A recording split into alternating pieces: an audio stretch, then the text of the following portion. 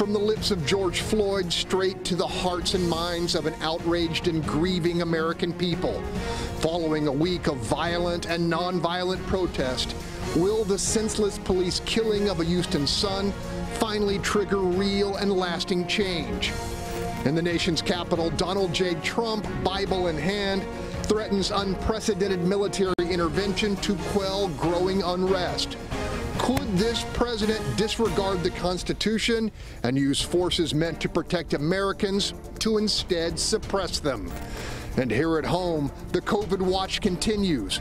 As the reopening of Texas unfolds, is the killer virus truly waning, or will huge protests help trigger a lethal resurgence?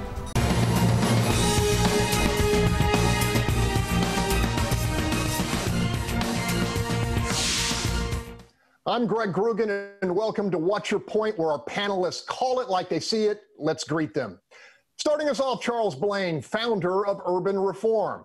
Next up, Bob Price, associate editor of Breitbart, Texas. Also joining us, professor of constitutional law at Texas Southern's Thurgood Marshall School, Dr. Craig Jackson. Back again, super neighborhood leader Tamara Bell. And rounding us out, writer, educator, and host of Latino Politics and News, Tony Diaz. Let's begin. This week, George Floyd is coming home to Houston, Texas. He will not arrive on 2 feet, arms stretched for embrace. Instead, he will return to the Bayou City in a casket. His life ended cruelly and inexplicably beneath the knee of a Minneapolis police officer. Amid national outrage ignited by 8 minutes that truly will live in infamy, the criminal charge against Officer Derek Chauvin was elevated to second-degree murder. This week, 3 additional officers were arrested and jailed for aiding and abetting George Floyd's killer. In cities large and small across the country, the killing of yet another unarmed Black American by police sparked emotional protest and, in some cases, riotous, destructive rage. The reaction, by virtue of its sheer ferocity, appears to have breached a threshold, a spiritual tipping point from which there is no peaceful path forward without systemic, demonstrable change. The knee of an oppressive white system has been on the necks of blacks for 400 years. Racism must die, and only die when the hearts of men are changed. The words of Bishop James Dixon and Reverend F.N. Williams, certain this Sunday to resonate in thousands of churches across the country, and according to Houston pastors, many, many Sundays to come until permanent change is achieved. Among the many reforms demanded, more frequent psychological evaluation of officer fitness, independent investigation of all officer-involved homicides, and swift dismissal of police found to have committed multiple instances of citizen abuse. Begin our panel discussion with Tamara Bell. Tamara, what's your point? Listen, I believe that there definitely is a need for serious reform. I am very, very, very pleased with the engagement across the nation, not just Houston, all across this country, even across the world. People are taking their first time and taking a serious look at how we police our public. With that being said, there are things and contracts that police currently have, even in this city, that allow repetitive behavior that should cause removal to be contained and to stay in place. Officer Goins here in Houston was in a police force for over 30 years. He had over 5 deaths attributed to him. There needs to be serious reform. There needs to be police reform committee with subpoena power. If they don't have subpoena power, it's useless. That's just another frosting on the cake. It's not going to be anything, no substantive change. We have to look at policies and procedure to make effect that people can trust the police, and the police can feel that they are safe as well. Dr. Jackson, does it feel like a tipping point? It does actually. I mean, yes, the numbers that are out there are incredible. But, you know, I think what's important is that what happened in Minneapolis. I mean, respect to the chief of police for firing those officers almost immediately. Respect to the governor of Minnesota for taking that case away from the Hennepin County Attorney's Office and giving it to the Attorney General, and respect to Attorney General Keith Ellison for elevating those charges and also arresting the other officers. That's the kind of swift and appropriate response that is being called for in this time. And that's what happened in Minneapolis. That has to be repeated nationwide. Tony Diaz, do you feel a kinship with those in the African-American community? And do you feel it's a tipping point we're seeing in this country? Oh, definitely. And I think that this tragic death of George Floyd has led to a movement where people will get involved to really address and dismantle structural racism. And for example, we should educate our community, let them know that I feel an affinity for Black Lives Matter right now, and our brothers and sisters who are in this, and we always have. You had Chicano Brown Berets who marched with the Black Panthers during the Civil Rights Movement, and we're gonna really stay united. But I think the problem is that we're not taught this, and that's one other step that we need to take. Unfortunately, when President Trump was asked about what he would do about racism, in my opinion, he did not profoundly address this issue. All he said is he's gonna try and make the economy better, but that sounds like the same old, same old. So we're gonna have to have wise leaders that can really dig in and change America from top to bottom and make it live up to its promises and ideals. Bob Price, Republican leaders across the country joining the call against injustice. What were your thoughts as you watched the events of this week unfold? I spent a lot of time covering this week for Breitbart, and some of the things that came forward. First off, I think the Minneapolis law enforcement, in terms of prosecutors, waited way too long on this. If that had been a group of Black men holding down and killing a white police officer, they would have been in jail that night, and we would have seen massive charges against them right away. The government, local government, needs to react more quickly to these things and get information out and be transparent about it. This is a national problem, no doubt, but it's a local problem. And when you look at all of these cities where these things occur, they all happen in cities where there's been decades of Democrat leadership in these cities. We've got to address the issues, and we've got to address it from a standpoint of maintaining law and order and maintaining social justice and stopping injustice at the same time. When you look at Joe Biden's record on criminal justice reform, he wrote legislation that put more Black people in prison than any other person in history. So let's put the blame not at President Trump's feet. The president is having to deal with some of the same issues that Barack Obama had to deal with. Let's look at the local leadership in these cities and these states and deal with it from that level. Charles Blaine, you are the only panelist under the age of 31. You're also an African American. As you've watched what has unfolded, what's your reaction? I mean, it's historic for me. I mean, a lot of my co-panelists here have seen kind of action before. I have yet to see that. And I think people my age are hoping to see that now. And these protests are leading to that to some extent, but it's up to the activists to really hold folks accountable. I mean, here in Houston, June 24th is a public safety meeting. People are going to be showing up to push for reforms there, robust body camera policy. We're seeing state legislators now talking about doing a Botham-Jean Act here to hold officers accountable to turning on their body cameras and then levying penalties if they don't do it. Senator Tim Scott is putting legislation forward at the federal government level. We're seeing other cities doing duty to intervene acts to hold officers accountable who don't intervene when things like George Floyd happened. So we're seeing this stuff. It's up to the activists to take that anger that they're using at these protests and now focus it at city hall and state houses and to a lesser extent the federal government to make sure that we can codify some of this stuff into law. Okay, we're going to leave it right there. Still ahead, fury and frustration over the death of George Floyd spilled onto the streets of our city and scores of communities across the country.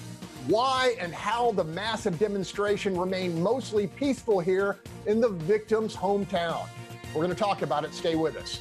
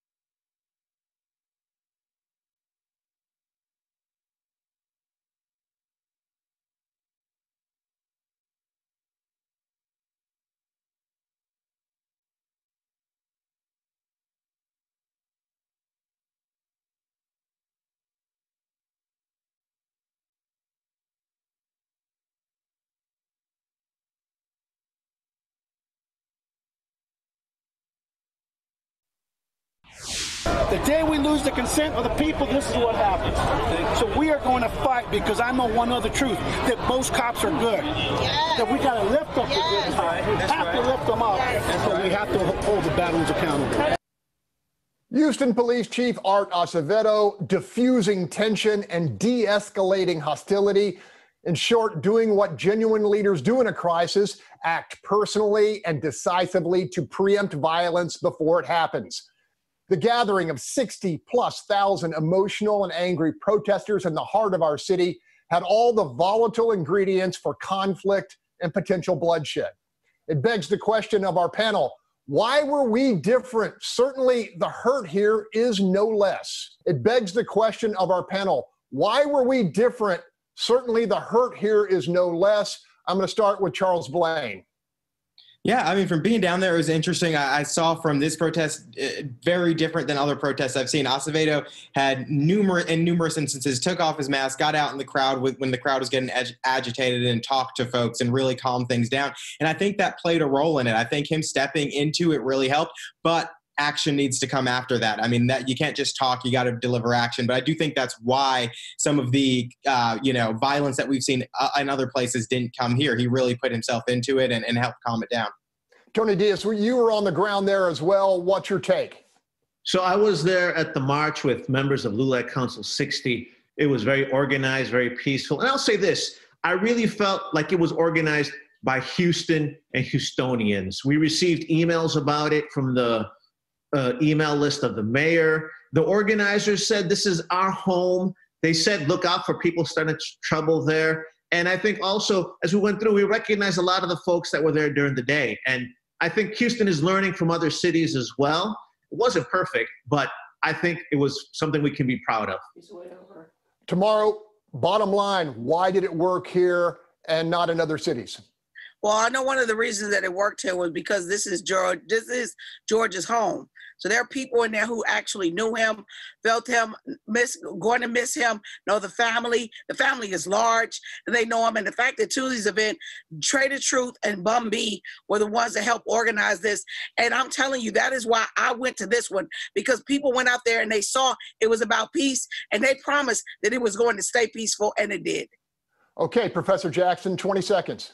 Took the words out of my mouth. I was going to mention Bun B and Trade the Truth. They put on an excellent job of organizing this thing, along with the city, the police chief, and the mayor. And the idea was to do it right. Okay, Bob Price, from a law enforcement perspective, your assessment. I've covered and participated in protests in Houston and a lot of other cities, and there's a difference in the way the Houston Police Department handles these crowds, and I think that was directly reflected. But the other thing I saw in a lot of videos that were posted is leaders within the protest actively looked for trouble spots and diffused the situation quickly before it could escalate. And I give them a lot of credit for taking what was one of the largest protests in the country and making it the most peaceful one. Okay, we got to leave it right there. Up next, the president's threat to call out the military to impose order. Was the brandishing of our armed forces a necessary projection of power or patently illegal? That's our topic after the break. Welcome back. Donald J. Trump says if he deems necessary, federal troops will be ordered to dominate protests on American streets. 6 days ago, the 45th president ordered federal troops to forcibly remove protesters from Lafayette Park, clearing a path to St. John's Church, where he walked for a now famous photo op holding a Bible upside down. The saber rattling against his own citizens drew a vicious rebuke from Mr. Trump's former Secretary of Defense, four-star General James Mattis, who said, "Donald Trump is the first president in my lifetime who does not try to unite the American people. Does not even pretend to try. Instead, he tries to divide us. We are witnessing the consequences of these 3 years of this deliberate effort. We must reject and hold accountable those in office who would make a mockery of our Constitution." By Wednesday, Trump's latest Defense Secretary, Mark Esper, publicly broke with the president. The option to use active duty forces in a law enforcement role should only be used as a matter of last resort and only in the most urgent and dire of situations. We are not in one of those situations now. FYI, our crack researcher Diana Paulson tells us so far 62,000 National Guardsmen have been deployed to protest in 24 states. That's more troops than we have deployed in Afghanistan, Iraq, and Syria combined. Let's start our discussion with constitutional law professor Dr. Craig Jackson. Is what the president doing or threatening legal? Well, in the Insurrection Act, it says what it says. It gives a couple of options that the governors can ask for it, and in extreme circumstances, the president can impose troops in the states. I think the cue I'm taking, though, is from General Mattis, former Chief of Staff Admiral Mullen, and also John Kelly. No, this is not a good idea, and their words matter. The Insurrection Act says what it says, but it's up to wisdom to take precedence here and how to use that. And so far, the governors can handle it by calling out their own National Guard troops if needed to support the police, and that's not the case so far. Bob Price, what did you think of the president's threat? Was it justified? Well, I think it was a threat and not a plan of action. You know, the Strategic Air Command in the Air Force used to have a motto that said, "Peace is our profession." And in the 60s, my father spent countless weeks sitting on alert facilities with airplanes that were loaded with nuclear weapons, ready to go at a moment's notice to the Soviet Union. Not because we wanted to bomb the Soviet Union, but because we wanted them to know that the threat could be carried out at a moment's notice. The president made a threat. The local governments responded to that. They put more police out on the streets the next day. And we saw the temperature tamp down after that threat was made. I didn't like it. I didn't like the idea of putting military troops on the street. I don't think that's a good idea unless it's an absolute last resort. But sometimes a threat is very effective. Tomorrow, Bell, if protesters here in Houston had seen guardsmen on the periphery, could that have changed the dynamics of the situation? Yes, it could have. And I'm very glad that we didn't get to that point, because with the local law enforcement that we had, and with bringing in the HISD police, the Metro Police, and the police in the area, it was contained and it went smoothly. Okay, Tony Diaz, what's your take on the president's threat? Well, the president is threatening Americans with the military because he's scared. That's also probably why he was hiding in his big, beautiful bunker. So I'm wondering, now that he's come up with this tactic, is he going to build a big, beautiful bunker under his big, beautiful wall? Because evidently, since Mexico didn't pay for the wall, he's built a wall around the White House. So now we've got to try and get past that wall to visit our own White House. This is all a sign that he's mismanaging this. Donald Trump has also empowered the Border Patrol to be involved in looking over and guarding over these protests and sending drones over here. Again, he hasn't learned anything. If our police officers aren't trained to deal with racial bias, the Border Patrol is not either. So it's the same old, same old. Donald Trump is mismanaging this the way he's mismanaged so many other issues. Charles Blaine, the imaging here, the president clearing out protesters so he can make the walk, accompanied by Defense Department officials, one in camo, to the Episcopal Church. What was your read on that? Yeah, I mean, it didn't sit right with me. I didn't like to see him use it to clear Lafayette Park. I do agree with Bob, though, that the threat of having it for some of these riots, not the protests, because the protests have been peaceful, but the riots that have gone on is necessary, because we're seeing people shot dead in the street. We're seeing people get beat in the street. We're seeing places ransacked, and that can't continue. So I do see the threat necessary, similar to how we had the state troopers come in here to help HPD. It's kind of the same thing. It's the next level of government if you need that resource. So I agree with that, disagree with the Lafayette clearing. Okay, Professor Jackson, as scholars around the country talk about this and what could have happened, what do you think will be a common thread? I think the main thing is that let's put the Insurrection Act away. In other words, it's statutory, it exists. Never should have been raised by the president. Perhaps to the extent that anyone thinks that you need to usurp the governors. No, and you don't threaten the American people. That's the use of the word threat and the American people. It disturbs me. The governors know when to call the National Guard out. They know what their local problem is. The president should have left that alone. Bob Price, I got to ask you about General Matt criticism of the president. He is not the first. Does this hurt him that former cabinet members have come out publicly? Well, Mattis left the White House under not very favorable conditions, and there was a lot of discrepancy back and forth between them. But I do want to add one more thing about the Insurrection Act. The Insurrection Act was used to overthrow the will of governors in the South in the 60s to integrate schools with bringing children of mixed races into the schools. It has been used in the past over and against the will of governors, and there is a use for that. Okay, tomorrow, last word. What do you think of so many cabinet members? Rex Tillerson, for one. There are others who have come back and criticized this president. Look, I'm glad that somebody is saying something.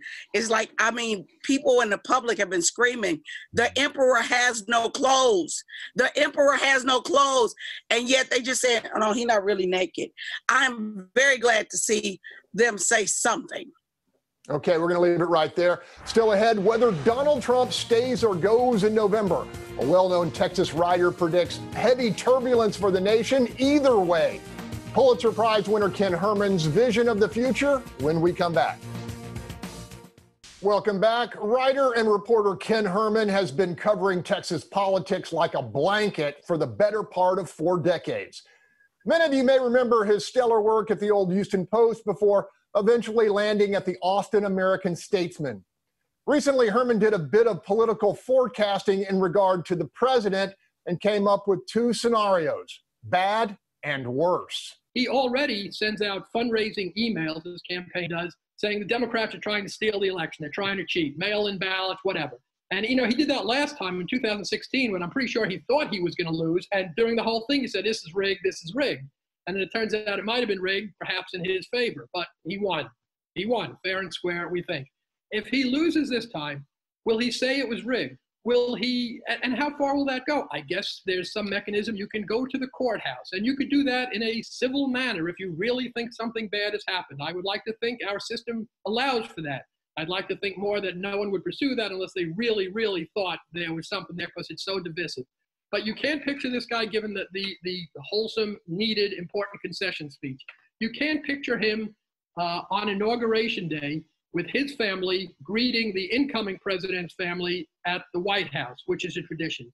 You can't picture him getting in the limousine and riding down to the Capitol with the incoming president in the limousine to go to that ceremony. You can't picture him standing there watching someone who's defeated him take the oath of office. You just can't picture him going quietly.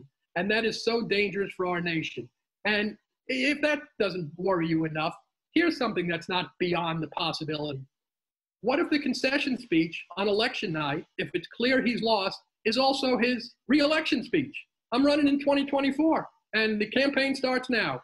And even if he doesn't do that, if he's defeated, and if he goes around and says, I was cheated out of it, he will still covet and be able to do these mass rallies, assuming, remember mass rallies, we used to have that, but assuming the conditions allow for that.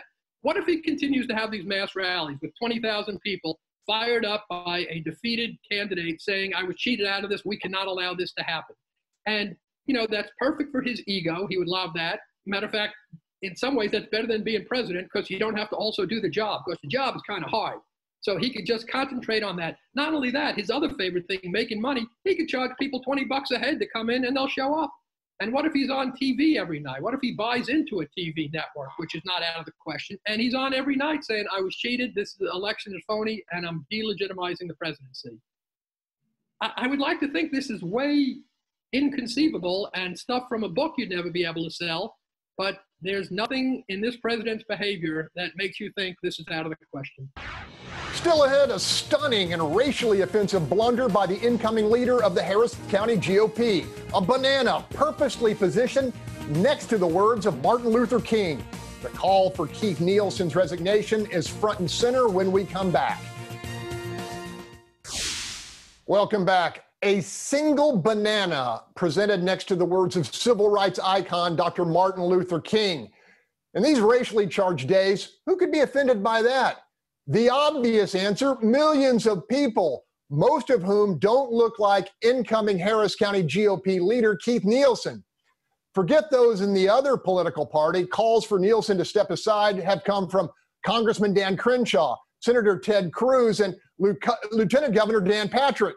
For his part, Nielsen has apologized, claiming the piece of fruit in the graphic was meant to speak out against rioting and looting as bananas, the well-worn metaphor for insanity. Turns out Nielsen has company. 4 other GOP county chairmen, including Cynthia Brim in San Antonio, have suggested the killing of George Floyd could be part of a Democratic conspiracy aimed at defeating the president. In response, Senator Cruz pretty much covered it all when he tweeted, "Damn it, stop it. Stop saying racist, stupid things." Charles Blaine, what in the heck is going on? It's frustrating. You know, I spent a lot of time going out to speeches and events and defending the Republican Party and saying that it's not racist. And then all of a sudden you start to see these things pile on and pile on and pile on, especially this week. And so it's really frustrating. I spoke out against this, and I'm going to keep speaking out against this. It's not who the party is. Unfortunately, a lot of the voices with big platforms do get the opportunity to say these things, and then it gets spread wide and far. And I think we need to keep condemning it. You know, we need chairs who understand the counties that they're going to be running, and who can, relate with voters, and who don't say things like this or even have those kind of thoughts. So I'm ready to clean the party, and I hope my fellow Republicans are with me. Tony Diaz, is this Christmas in June for Democrats? Well, let me just say, Republicans need to abandon cliches and stereotypes, and they need to learn to act against racism quickly and profoundly. Ted Cruz just said the obvious thing. He didn't say fire them. He should have said you're fired, just like Trump used to say on his terrible TV show.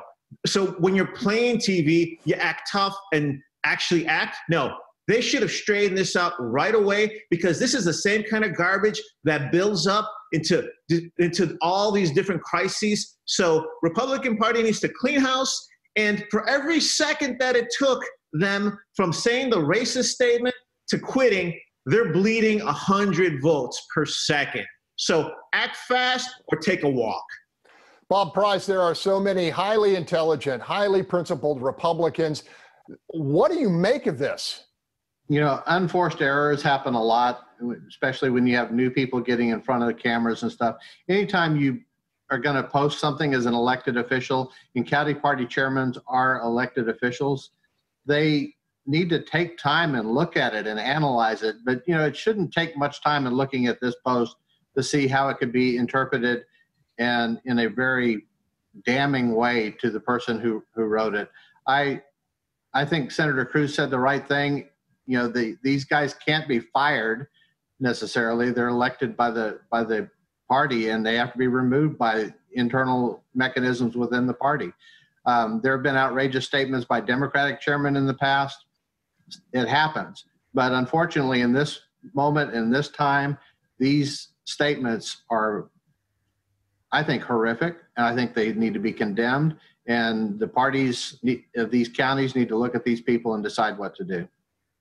Dr. Jackson, was there any doubt about what was meant here in your mind, or do you think the incoming chairman made an honest mistake? I don't know, but I know it's a bad look, and you got to, like Bob, you're right. You got to think about these things before you start posting, and the Republican Party has to police that stuff much better, because there's a difference, and they need to make clear that there's a difference between conservatism and racism, and they need to police that stuff a whole lot better. Okay, Tamara Bell, call it like you see it. First off, what Charles said, when I look at these fact that these people are leadership elected, as Bob said, they were not, they didn't, just go apply for the job. They were elected by the members of the party, and they felt that these people they elected had the right attitude that they wanted to see as leadership in the party. And now, within seconds and moments after their leadership, they show their true mentality. That's for San Antonio and for Houston and for other areas. They need to look hard and see what was it in them that's inside of them that felt this was the leader that they needed. And I tell everybody, it's not a dog whistle. When I looked at that picture, it was a police siren. Charles Blaine, are you running for Harris County GOP chairman if the job becomes available? Listen, if the job becomes available and they want me, then I'll do it. But the thing is, it's more than that. It's more than this party. It's more than just the party's chairs who have said this around the state. It's a top-down thing. We need our leaders. Abbott and Patrick have condemned this, but we need them to work harder to have these conversations. They set the tone, and they've been doing a good job of condemning it, but we need more conversation, robust conversations, and just engagement so that we don't continue to see these things. So, I'll put that aside, but we'll see what happens in the future. Okay, we're going to leave it there. Still ahead, in a time of coronavirus, Texas Democrats head to the cloud for their statewide convention. A look at the virtual gathering and the big names it drew when we return. Welcome back. With a hard and fast policy of preserving lives through social distancing, Texas Democrats matched the messaging of their elected leaders across the state and took their convention online. Minus the traditional pomp and circumstance, the virtual week-long gathering offered the distinct advantage of allowing those unable by circumstance to attend in the past to fully participate. The convention also drew more than its share of progressive heavy hitters, including the party's choice for president.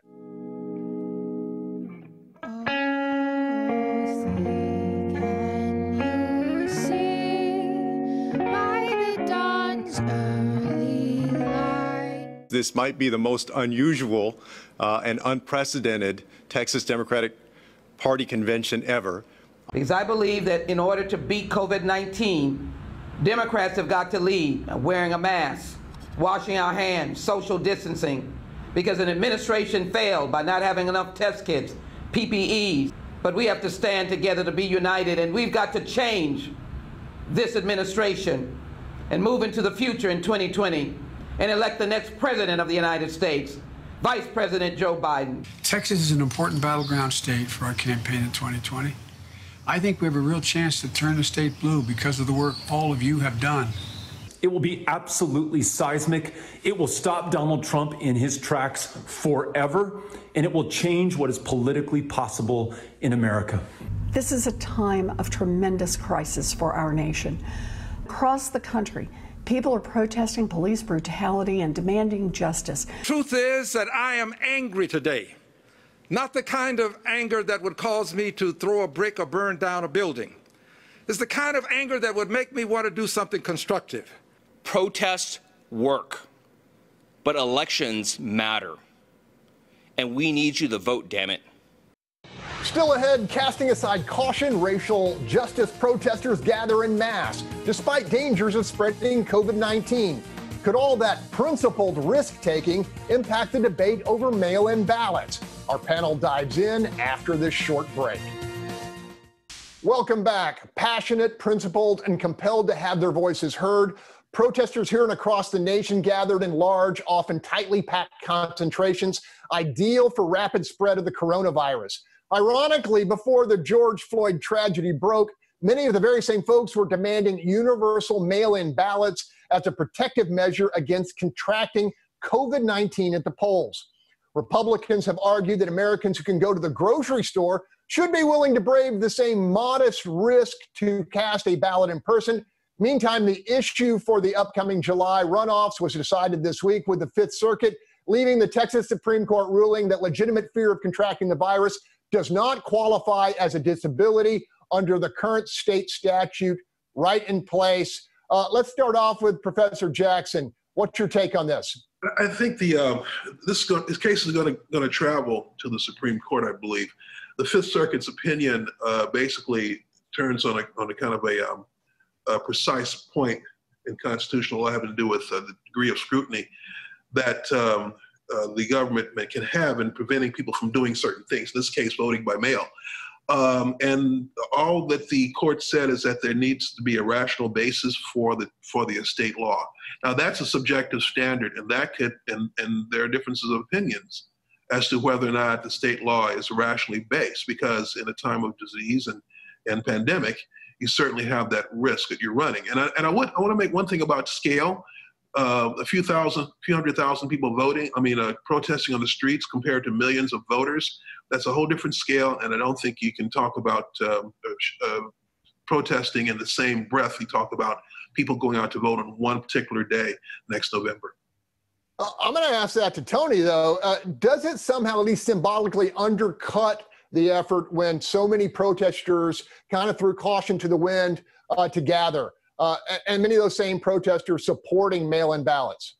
Well, I would say we didn't throw caution to the wind. I would point out I'm involved with community organizations organizing COVID-19 testing centers that are free. I was tested. I tested negative. I still wear my mask. So I wore my mask to the march. Most people wore masks. I know Tomorrow Bell was passing masks there. So I think we were very cautious. I would also add that this is an issue about voter suppression. So I'm happy because I have the time, energy, and health and means to participate in that protest. I'm not going to judge other people's circumstances about why they can or cannot vote. And in fact, to me, the policy is believe the voters. They say they have a certain fear of health. That should be enough. If the president have enough fear for his safety that he can call out the military, then I believe a citizen has enough fear for their health that they can get a mail-in ballot. So this is about voter suppression. They need to free the vote and let Americans express their choices at the voting box. Along those lines, our crack research crew found that Texas is one of only 4 states since the onset of the pandemic to not grant universal mail-in ballots. Bob Price, your thoughts on this? Well, the risk is minimal. We saw in Wisconsin when they had the primary there, and people turned out, and this was during the peak of the pandemic. We had 0.002, we had 0.2 of people got sick after voting, but you don't know that they got sick from being at the polling location. It's a big difference in the being in a protest. On the protest, people are on top of each other. They're yelling, they're shouting, they're making noise, they're touching each other. All that stuff. At a polling location, you can maintain social distancing. You can maintain sanitary conditions. You can carry out a safe way of doing business. There's no need to change the laws on how we determine whether mail-in ballots go out. And we know that mail-in ballots are ripe for fraud. They're ripe for undue influence in the voting process. They're ripe for ballot security. It's not a good situation. We had more people registered to vote in Los Angeles County than there are adult citizens in the state of California. Okay, Tamara, take 30 seconds. What do you think of this issue? Look, I think that they should allow, if someone is afraid, if someone is taking chemo treatments, they may not be over 55, but they don't want to go out and risk their health with COVID-19. They should be given that option. I don't think that the problem that they're worried about with the mail-in ballots is as true as they say. And let me tell you why. Because when it came to voter harvesting, the Republicans created it. Because, see, the Democrats didn't have the money to put Big Mama, Big Daddy in a home. So it was the Republican Party that would go to the retirement homes, get everybody's ballot, everybody turn it in. And the Democrats learned from them because that is where it started. So I see why they're concerned about this. But people need to be able to have the right to say whether a situation in their life has changed their health and that they don't want to go into the crowd and get COVID. And let's be clear about it. We were spaced apart in the march. You stuck with your party and the other people were not near you. Okay, Charles, bottom line, is this really about health or is it about winning in November for both sides? I mean, listen, a month ago, we were told that we couldn't meet in groups of 10 or more or go to stores or go to restaurants. And now those same leaders are at protest hand in hand with protesters. And so we did keep social distancing. I went to the protest. I was safe. But I don't believe that the concern that they're saying about showing up at polling locations is legitimate. Instead of spending money on expanding mail-in ballot program, why don't we just get more polling locations and make the process safer if that's the case? So too many elections are decided by two. Got to leave it there. Coming up, COVID-19 still crushing the American economy. Congressman Kevin Brady, author of the Trump tax cuts, gives us his take on what needs to happen to hasten recovery. Stick around. What's your point? We'll be right back.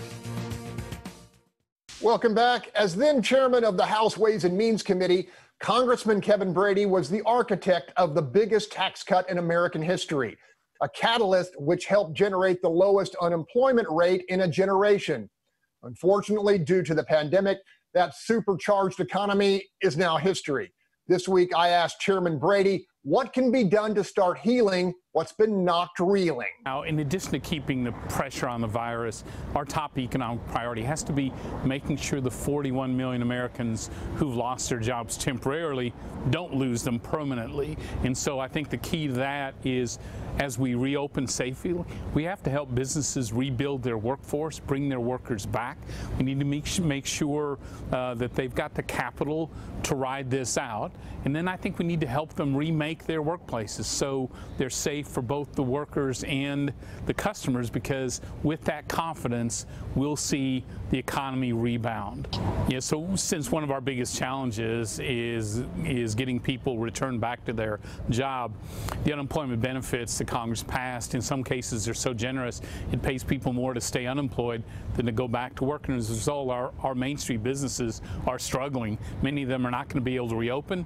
Many of them won't be able to survive unless we can reconnect them. So this week I introduced a pretty common sense return to work bonus, where people, when they take that job and return to it, they can keep 2 weeks of unemployment, $1,200. Just again, another incentive for them to return to work in a suitable job, in a safe environment. But it's going to be crucial to do that, because if we don't, it is going to hurt a lot of people who are unemployed, going to hurt a lot of our small businesses. The worry there is that if we can't get workers to come back, fewer businesses will survive. This economic recovery is going to be awfully slow. This recession could be very long. We went into this as a nation with the strongest economy on the planet. That gives us a much better likelihood of rebounding strongly as well. This is not the time to go back to the way it normally is, you know, with each party fighting and just pointing fingers at each other. We've still got work to do, certainly on the healthcare side, definitely on the economic side. So now is not the time to sort of go back to status quo. We've got to find common ground here, especially as we work to make sure people can get back to work. Still ahead, a week never to be forgotten. Words and images of a nation wrestling with its shame. A personal take after the break.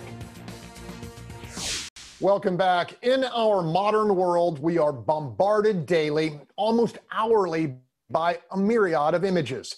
So many that few become indelible, unforgettably symbolic of a critical moment in time. During this trauma-ridden week in America's history, two pieces of media will stick with me forever. The video of a California woman emotionally pleading with looters, begging them to stop. Please stop. Think first. Do not get Trump re-elected for your behavior. Convinced the resulting blowback would ensure the re-election of Donald Trump. And then there was this moment when a little girl here, exquisite in her innocence, asked an HPD officer if he was going to shoot her. The officer responded with a hug and assurances that his job, his duty, will always be to protect her. Now, if we could just find our way back to that fundamental promise.